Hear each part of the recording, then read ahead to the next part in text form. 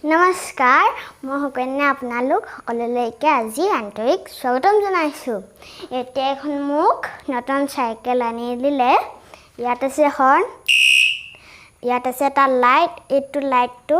এইটো এতিয়া চাইকেলখন চলাই মোক ভাল লাগিছে সেইকাৰণে এতিয়া মই চাইকেলখন চলাম আপোনালোক সকলোৱে চাব